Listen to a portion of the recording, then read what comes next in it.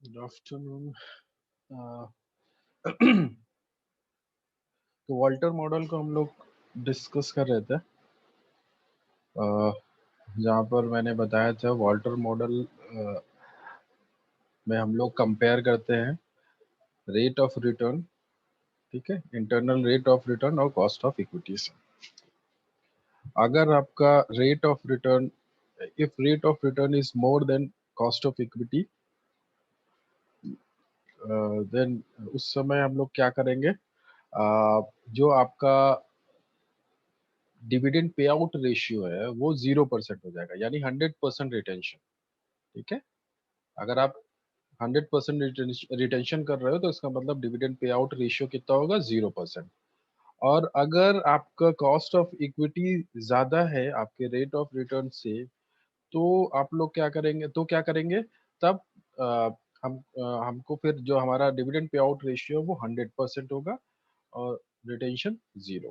ठीक है, और अगर एक दोनों बराबर है तो उस कंडीशन में आप किसी चीज के भी साथ जा सकते हो, रिटेंशन के साथ भी जा सकते हैं और डिविडेंड पूरा 100% आप पे भी कर सकते हैं।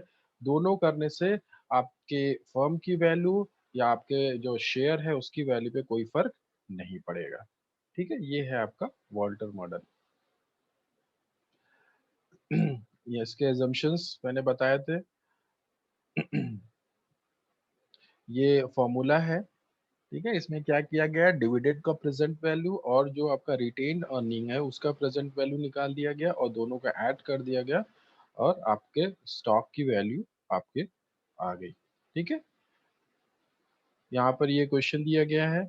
इसमें क्वेश्चन में हम लोग ने एक पार्ट हम लोग ने कर लिया था। जो फर्स्ट पार्ट था वहां पर आपका जो भी रेट ऑफ रिटर्न है वो ज्यादा है आपके कॉस्ट ऑफ इक्विटी से। ठीक है, यहाँ पर देखिए दिख रहा होगा, इक्विटी कैपिटलाइजेशन रेट या कॉस्ट ऑफ इक्विटी आपका 12% है, अर्निंग पर शेयर 8% और रेट रिटर्न ऑन इन्वेस्टमेंट। ठीक है, रिटर्न ऑन इन्वेस्टमेंट है, आपको एज्यूम करना है कि भाई अगर 15% होता है तो क्या करेंगे और अगर 10% होता है तो क्या करेंगे। ठीक है, तो 15% है, इसका मतलब कि आपका रेट ऑफ रिटर्न ज्यादा है कॉस्ट ऑफ इक्विटी से, यानी कि 100% आपको रिटेंशन के लिए जाना है। और दूसरी जो कंडीशन है यहाँ पर आपका देखिए, जो भी रेट ऑफ रिटर्न है वो कॉस्ट ऑफ इक्विटी से कम है, इसका मतलब अकॉर्डिंग टू मॉडल आपको यहाँ पर 100% पे आउट के लिए जाना है। ठीक है,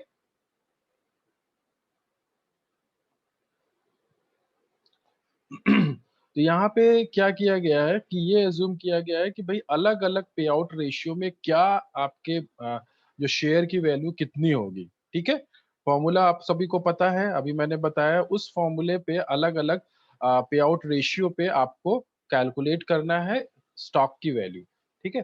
तो यहाँ पर अगर हम लोग पहली कंडीशन के लिए जाते हैं जहाँ पर आर की वैल्यू यानी रेट ऑफ रिटर्न जो है, रिटर्न ऑन इन्वेस्टमेंट वो 15% है। उस समय हम जब वैल्यू निकालते हैं तो आपको सबसे ज़्यादा वैल्यू दिख रहा होगा जहाँ पर पे आउट रेशियो 0 है, ठीक है? वही चीज़ मॉडल में बताया गया है कि भई जब आपका रिटर्न कॉस्ट ऑफ इक्विटी से ज़्यादा है, उस कंडीशन में आपको 100% रिटेंशन के लिए जाना है, ठीक है? इसी तरह अगर अभी दूसरी सिचुएशन देखते हैं जहाँ पर आपका रेट ऑफ इन्वेस्टमेंट या रेट ऑफ रिटर्न जो आपका है वो है 10%, ठीक है? 10% है तो इसका मतलब वो आपके कॉस्ट ऑफ इक्विटी से कम है।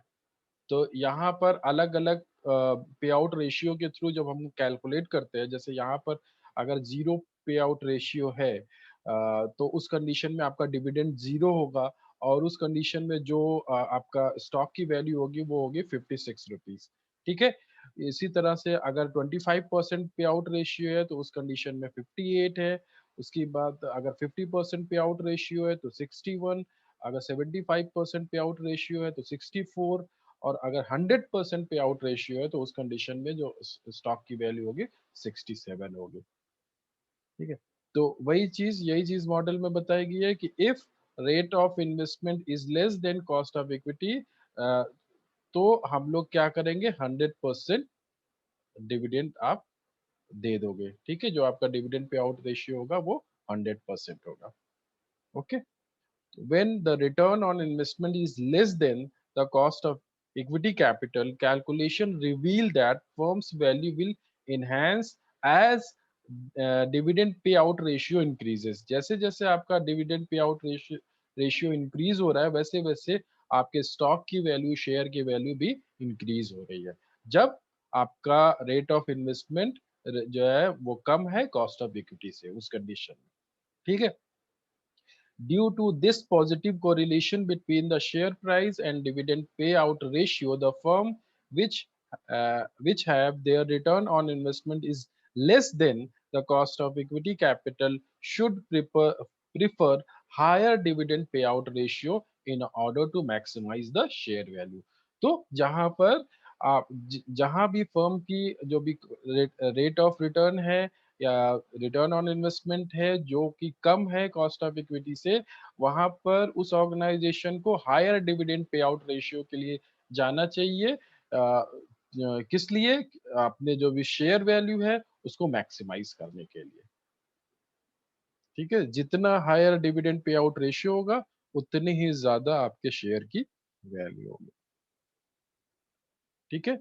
इसके अपोज़िट हम लोग जो पिछली कंडीशन देख रहे थे, वहाँ पर क्या था, आपका जो भी रिटर्न ऑन इन्वेस्टमेंट था, वो ज़्यादा था आपके कॉस्ट ऑफ इक्विटी से, तो वहाँ पर हम लोग क्या ज़ीरो पे आउट के लिए जाएँगे और जितना कम रेशियो होगा, उतनी ज़्यादा वैल्यू आपके शेयर की होगी। जैसे कि यहाँ पर देखिए 100% पे आउट रेशियो था, तो जो स्टॉक की वैल्यू 67 और 75% आपका पे आउट रेशियो है तो 71 है वैल्यू 50% हो गया तो बढ़ गया और 75 हो गया 25% पे आउट रेशियो 79 हो गया और 0% पे आउट रेशियो तो 83 हो गई वैल्यू स्टॉक ठीक है इससे मेरे ख्याल से आप लोग को क्लियर होगा ये पूरा मॉडल क्लियर हो गया होगा ठीक है वॉल्टर मॉडल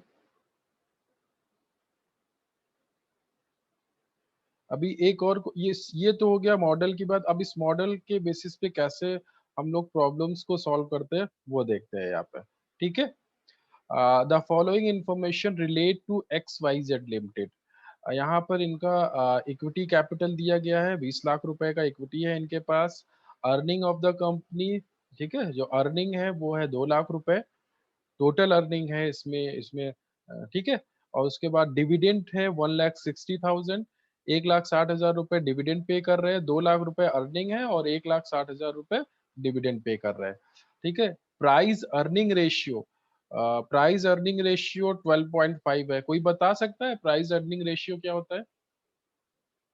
आप लोग ने पढ़ा होगा रेशियोज, शायद पढ़ा होगा आप लोग ने। तो प्राइस अर्निंग रेशियो के बारे में पता है आप लोग को? मेरे ख्याल से फर्स्ट सेमेस्टर में पढ़ा होगा आप लोगों ने।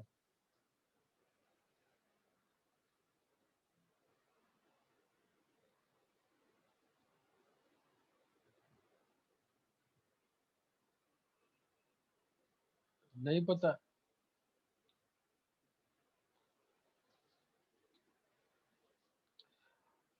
नहीं पता है किसी को? समझ, प्राइस अर्निंग रेशियो देखिए, ये रेशियो ये बताता है कि जैसे 12.5 है तो इसका मतलब ये हुआ है कि 12.5 रुपीज इन्वेस्ट करने से 1 रुपए आपको आपकी अर्निंग होगी आपको। ठीक है, 12.5 इन्वेस्ट करने से 1 रुपए का अर्निंग होगी। ये रेशियो ये बताता है। ठीक है, 12.5 इन्वेस्ट करने से 1 रुपए का प्रॉफिट। और total number of shares outstanding, यानी टोटल नंबर ऑफ शेयर्स यानी इक्विटी शेयर्स की बात कर रहे हैं, 20,000, 20,000। You are required to find out whether the company's dividend payout ratio is optimal using Walter model। ठीक है, इनको आपको बताना है कि ये आपका जो भी डिविडेंड पे आउट रेशियो है, डिविडेंड पे आउट जो रेशियो है, जैसे कि यहाँ पे बताया गया डिविडेंड पेड 1,60,000। ठीक है, तो ये ऑप्टिमल आपका रेशियो है या फिर नहीं है। ठीक है, वो बताना है आपको अकॉर्डिंग टू वॉल्टर्स मॉडल। तो इसके लिए आपको क्या चाहिए? सबसे पहले तो आपको चाहिए rate of return on investment, rate of return. ठीक है, वो आपको चाहिए, और कॉस्ट ऑफ इक्विटी। तभी तो हमको पता चलेगा कि क्या किस चीज के लिए जाना चाहिए इसको। मतलब इसको 100% रिटेंशन के लिए जाना चाहिए या 100% पे आउट के लिए जाना चाहिए। ठीक है, ऑप्टिमल तो नहीं है, ये तो कंफर्म है।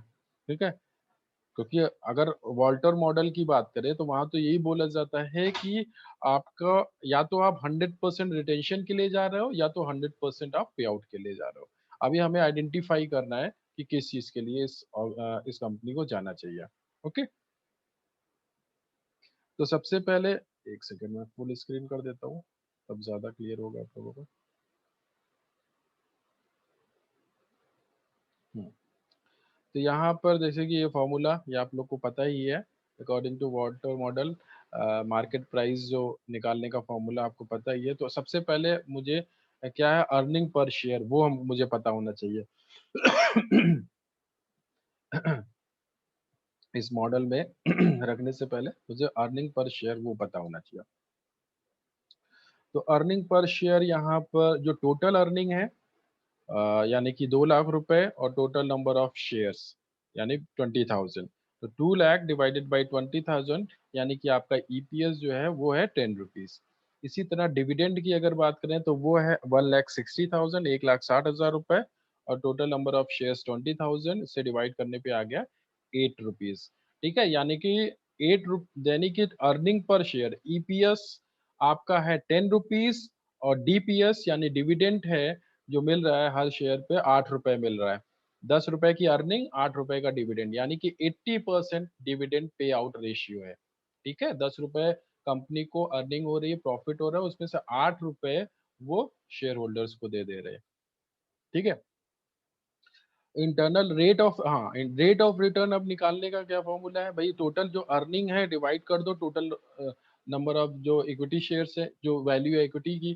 ठीक है, 2 लाख रुपए टोटल अर्निंग है, डिवाइडेड बाई 20 लाख इंटू 100, यानी कि 10% इनका रेट ऑफ रिटर्न है। ठीक है, हो गया। ठीक है, चलिए अभी हमें पता करना है भाई cost of equity. Cost of equity कितना है? कॉस्ट ऑफ इक्विटी के लिए क्या करना होता है? 1/पी रेशियो। ठीक है, वो फॉर्मूला है आपका कॉस्ट ऑफ इक्विटी निकालने का या कॉस्ट ऑफ कैपिटल निकालने का, 1/12.5%, यानी कि प्राइस पीई रेशियो। तो यहाँ पे ऐसा करने पे जो आपका कॉस्ट ऑफ इक्विटी आ रहा है वो आ रहा है 8%। ठीक है, कॉस्ट ऑफ इक्विटी आपको पता चल गया, आपका रेट ऑफ रिटर्न पता चल गया। यहाँ पर जैसे कि अब दिख रहा है आपका रेट ऑफ रिटर्न यानी आर ज्यादा है आपके कॉस्ट ऑफ इक्विटी से। ठीक है, rate of return is more than cost of equity. ठीक है, तो हम लोग को क्या करना है, 100% आपको रिटेंशन के लिए जाना है। क्यों? क्योंकि ये ग्रोथ फंड है, सॉरी ग्रोथ फर्म है, ठीक है? यहाँ पर रेट ऑफ रिटर्न जो है, इंटरनल रेट ऑफ रिटर्न जो है वो ज़्यादा है कॉस्ट ऑफ इक्विटी से, ठीक है? तो जो हमारा ऑप्टिमल जो पे आउट रेशियो होगा वो 0% होगा, ठीक है? तो अभी अगर हम लोग इस फॉर्मूले से, जो आपका वॉल्टर मॉडल का ये फॉर्मूला है, इससे अगर हम लोग स्टॉक की वैल्यू निकालते हैं, ठीक है? तो हमारे जो स्टॉक की वैल्यू आ रही है वो आ रहा है 131.25 रुपीज, 131 दस पॉइंट टू फाइव, 131.25, ये आपके स्टॉक की वैल्यू आ रही है, ठीक है? और अगर मैं ये मान के ये तो 80% पे आउट रेशियो पे ये वैल्यू आ रही है 131.25। अगर मैं 0% पे आउट रेशियो के साथ जाता हूं तो, अगर मैं 0% पे आउट रेशियो के साथ जाता हूं तो उस कंडीशन में यहां पर देखिए जो वैल्यू आ रही है 156.25, ज्यादा है। इसका मतलब मेरा जो ऑप्टिमल जो पे आउट रेशियो होगा वो 0% होगा। यानी मैं अगर मैं 100% रिटेंशन के लिए जाऊंगा तो मेरे जो स्टॉक की वैल्यू सबसे ज्यादा होगी, मेरे फर्म की वैल्यू सबसे ज्यादा होगी। Thus, the firm can increase the market price of share up to 156.25 by increasing the retention ratio to 100%, and the optimal payout ratio for the firm is 0। तो ऑप्टिमल जो पे आउट रेशियो होगी firm के लिए वो कितनी होगी? 0, 0 according to Walter model. Okay, किसी को कोई डाउट पूछ लो अभी।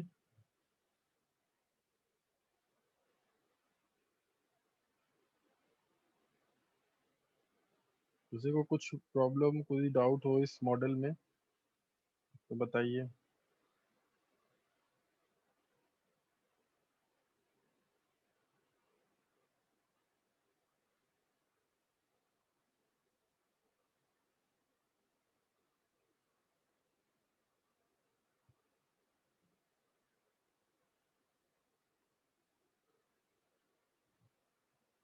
कोई दिक्कत नहीं है।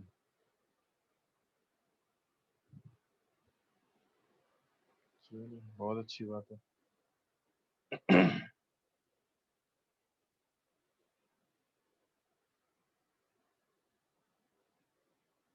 एक और ये क्वेश्चन दिया गया है, इसको करिए आप लोग। यहाँ पर देखिए, a company has an EPS earning per share 15 rupees. The market rate of discount applicable to the company is 12.5%. The retained earning can be reinvested at IRR, internal rate of return जो बोल रहा है वो है इनका 10%, ठीक है? The company is paying out 5 rupees as a dividend. Calculate market price of share using Walter model। तो यहाँ पर आपका ईपीएस दिया गया, अर्निंग पर शेयर दिया गया है, और जो आपका market rate of discount applicable to the company is, ये आपका कॉस्ट ऑफ कैपिटल या कॉस्ट ऑफ इक्विटी हो गया, ठीक है? वो हम मान लेते हैं इसको। Retain earning can be invested, जो आपका रिटर्न ऑन इन्वेस्टमेंट है या इंटरनल रेट ऑफ रिटर्न है वो है 10%, ठीक है? इंटरनल रेट ऑफ रिटर्न आपका कम है आपके कॉस्ट ऑफ इक्विटी से या कॉस्ट ऑफ कैपिटल से। The company is paying out dividend, 5 रुपए ये डिविडेंड पे कर रहा है। तो आपको बताना है मार्केट प्राइस, या आप कह सकते हैं इसको कि जो अकॉर्डिंग टू वॉल्टर मॉडल आपके स्टॉक का प्राइस क्या होगा, ठीक है? वो पूछ रहे हैं, मार्केट प्राइस नहीं, वॉल्टर मॉडल के अकॉर्डिंग आपका स्टॉक के प्राइस पूछ रहा है इसमें, ठीक है? सारा कुछ इन्फॉर्मेशन है, कैलकुलेट करिए इसको आप लोग।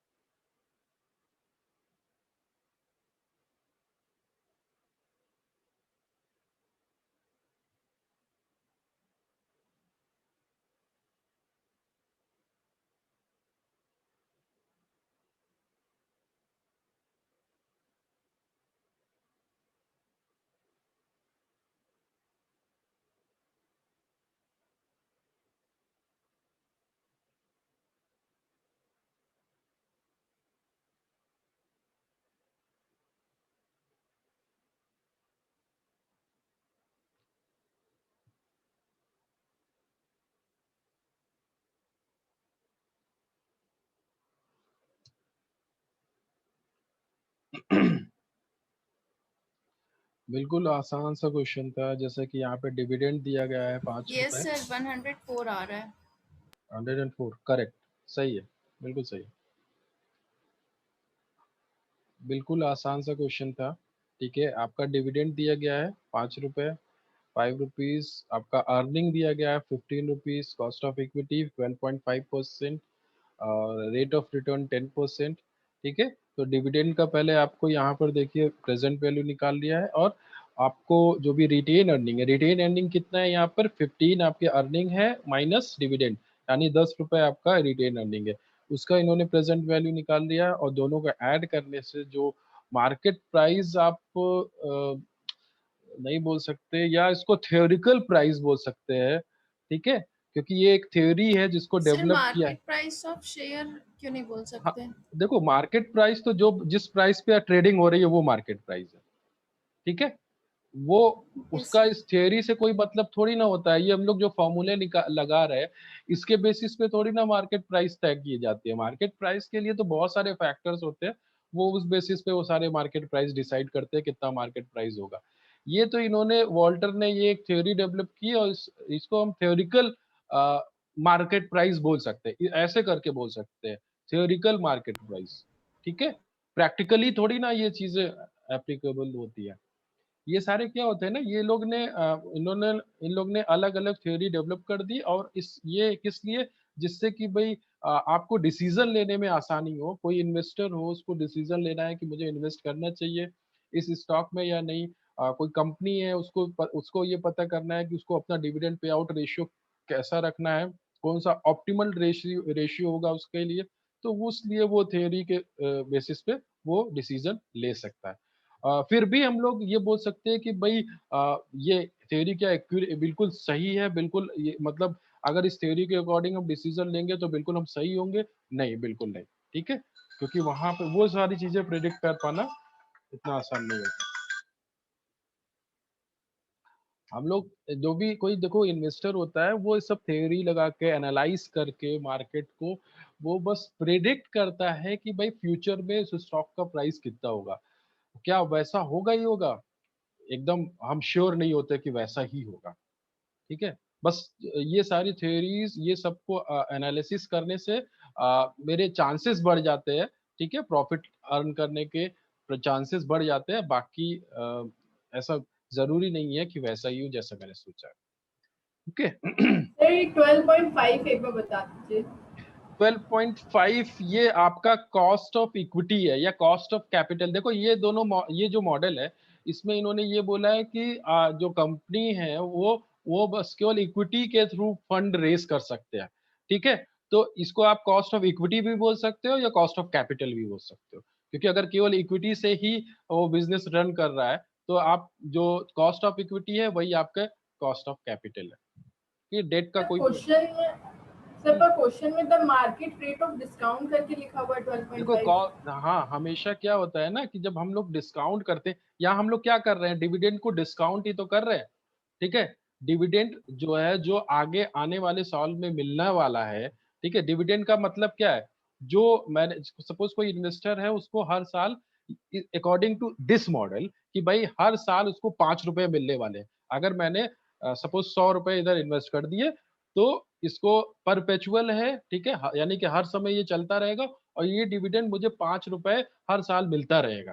ठीक है, तो इसका प्रेजेंट वैल्यू निकालने के लिए जो पैसे मुझे हमेशा आने वाले सालों में 5 रुपए मिलते रहेंगे, इसका प्रेजेंट वैल्यू निकालने के लिए हमको क्या करना रहता है, कॉस्ट ऑफ इक्विटी से इसको डिस्काउंट करना होता है।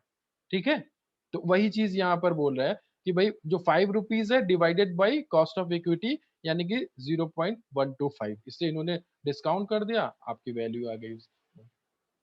ठीक है, तो वही चीज यहाँ पे कर रहे हैं। इसलिए ये बोले the market rate of discount applicable to the company, तो वो डिस्काउंट इन्होंने इक्विटी को रेट मतलब कॉस्ट ऑफ इक्विटी ना बता के इन्होंने बता दिया कि ये रेट ऑफ डिस्काउंट है। तो जो आपका रेट ऑफ डिस्काउंट है वही कॉस्ट ऑफ इक्विटी ही होता है इस केस में। ठीक है।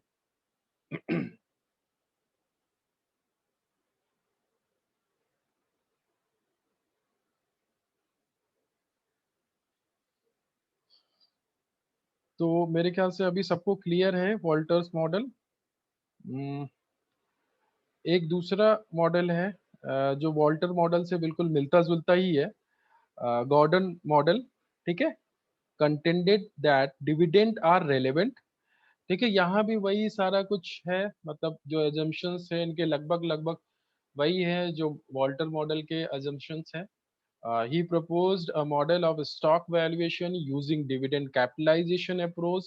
वही चीज है, डिविडेंड कैपिटलाइजेशन यहाँ भी कर रहा है, मतलब डिस्काउंट कर रहा है, कैपिटलाइज कर रहा है कैसे, dividend divided by cost of equity. ठीक है, according to Gordon dividend policy of firm is based on few following assumptions। अभी देखते हैं assumptions क्या हैं इनके। ये इनके एजम्पशंस हैं, वो सारे एजम्पशंस तो हैं जो हम लोग ने अभी वॉल्टर में पढ़े थे, बाकी थोड़े बहुत इन्होंने और इसमें इंक्रीज किए हुए हैं। जैसे कि सबसे पहला जो एजम्पशन है वो है ऑल इक्विटी फर्म है ये, मतलब यहाँ पर इनके पास कुछ और नहीं है, डेट नहीं है, बस ऑल इक्विटी, मतलब जो भी इनके पास कैपिटल है वहां पर केवल इनके पास इक्विटी ही है। ठीक है, the firm is an all equity firm and it has no debt. No external financing is available. जैसे वहां पे बताया गया था कि जब भी फाइनेंस की जरूरत है, फंड की जरूरत है, तो आप रिटेन अर्निंग के थ्रू फाइनेंस कर रहे हैं, वही चीज यहाँ पर भी बोला गया है। ठीक है, retain earning would be use to finance any expansion.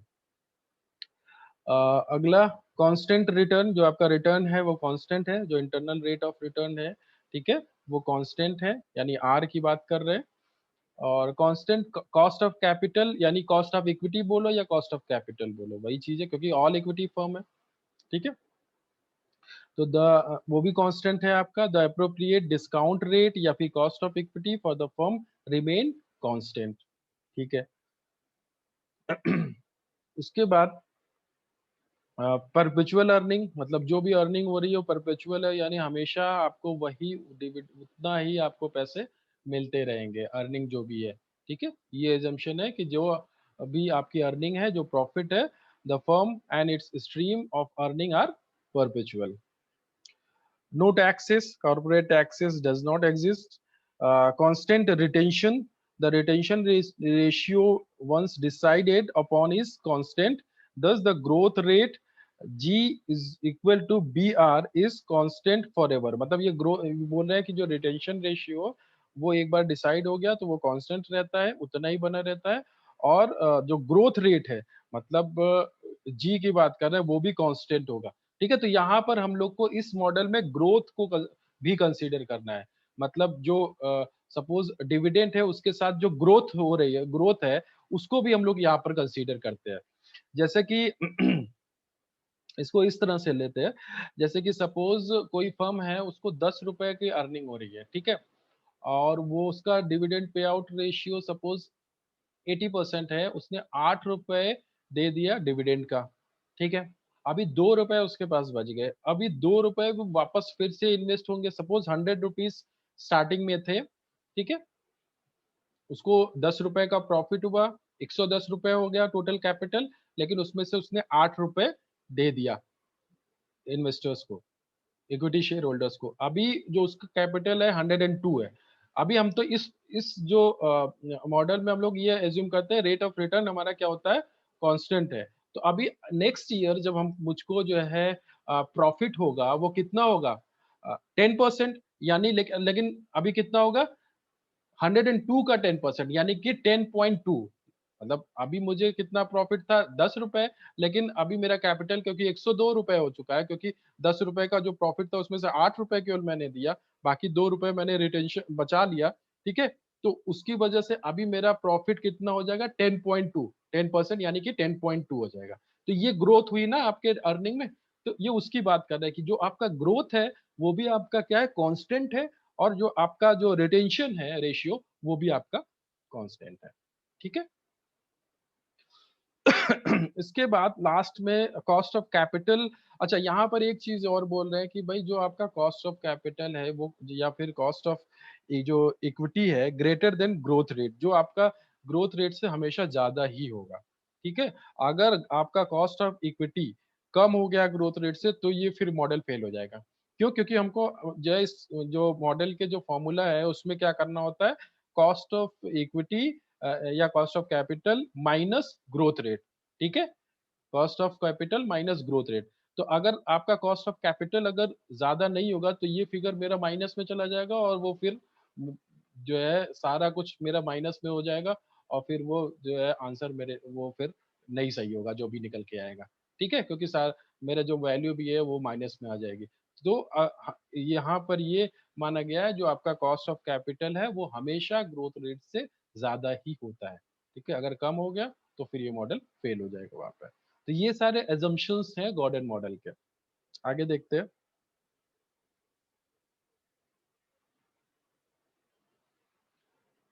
देखिए यहाँ पे जो फॉर्मूला है वो इस तरह से है। ये वॉल्टर मॉडल से थोड़ा सा आसान ही है, ठीक है? वहां पर हम लोग जो रिटेन अर्निंग है उसको भी कंसीडर करते थे। यहाँ पर वैसा कुछ नहीं है, यहाँ पर केवल डिविडेंड है, ग्रोथ रेट है और कॉस्ट ऑफ इक्विटी है। ये तीनों चीजों को यहाँ पर कंसीडर किया जा रहा है केवल, ठीक है? जैसे कि यहाँ पर देखिए, यहाँ पर जो क्या किया गया है, ये सेम फॉर्मूला है, दोनों दोनों को बस लिखने का तरीका अलग है, बाकी ये फॉर्मूला दोनों सेम है। देखिए, अर्निंग इनटू 1 - बी, बी से क्या मतलब है, रिटेंशन रेशियो, ठीक है? रिटेंशन रेशियो सपोज किसी का 20% है, तो अगर आप 1 - 0.20 कर दोगे तो आपका 0.80 आ जाएगा, यानी कि क्या आ जाएगा आपका डिविडेंड पे आउट रेशियो। तो earning, total earning into dividend pay out ratio, यानी कि आपका डिविडेंड आ गया ना। अगर सपोज एक मिनट, कॉलेज से फोन आ रहा है, एक मिनट।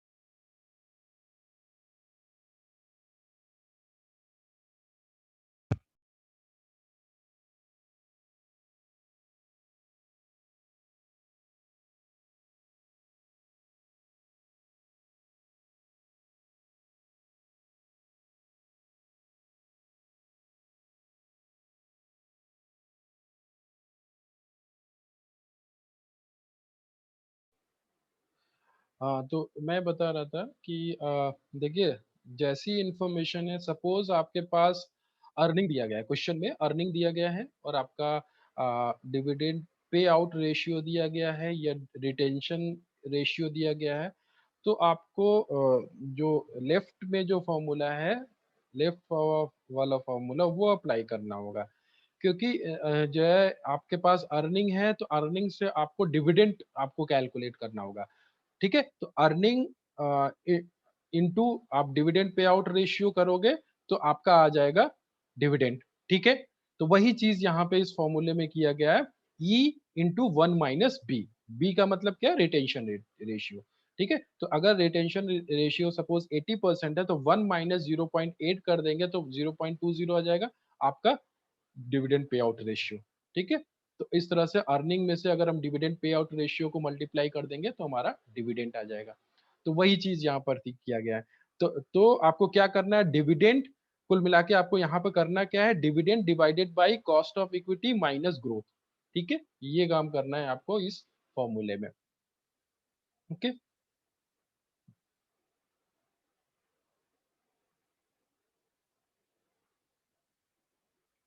आगे बढ़ते हैं। मेरे ख्याल से क्वेश्चन तो नहीं हो पाएगा, चलिए जितना भी हो पाएगा देखते हैं। यहाँ पर देखिए दिया गया है कॉस्ट ऑफ इक्विटी।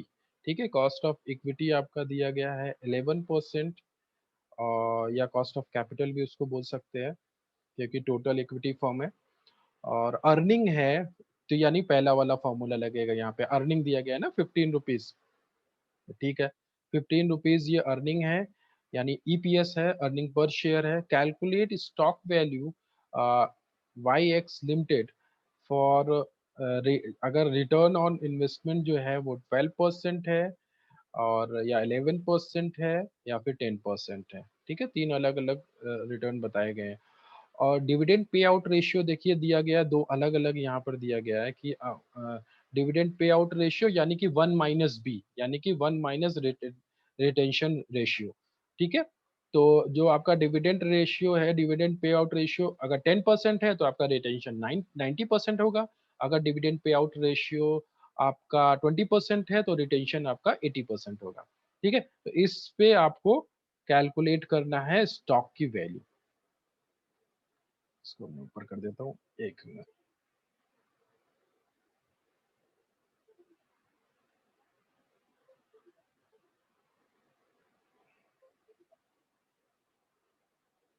ठीक है, तो यहाँ पर देखते हैं जो पहला सिचुएशन है, जैसे कि यहाँ पर अगर suppose dividend pay out ratio आपका 10% है, यानी कि आपका रिटेंशन रेशियो अगर 90% है। ठीक है, तो ग्रोथ कितनी होगी, 90% इंटू 0.12। ठीक है, जो आपका रिटेंशन है, मैंने क्या बताया था आपको, जो है ग्रोथ को मैंने क्या बताया था, जो आपका रिटेंशन होता है उसकी ग्रोथ को कंसीडर करते हैं ना, अभी मैंने बताया था आपको। ठीक है, तो वही चीज यहाँ पर लिया गया है, 90% आपका रिटेंशन रेशियो है इंटू 0.12, यानी कि जो आपका रिटर्न ऑन इन्वेस्टमेंट है। जो आपका 90% रिटेंशन है, जैसे सपोज 90% जो आपने बचा लिया है उसको वापस से री इन्वेस्ट किया, और उस पर रिटर्न कितना आ रहा है, वही जो रेट ऑफ रिटर्न है, यानी कि 12%। ठीक है, तो वही तो आपकी ग्रोथ हुई।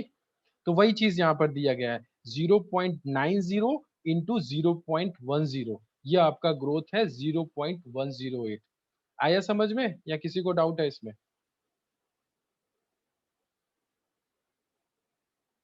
हमेशा याद रखिए, जो आपका ग्रोथ होती है वो होती है बी आर, यानी कि बी से मतलब है retention ratio into rate of return. ठीक है,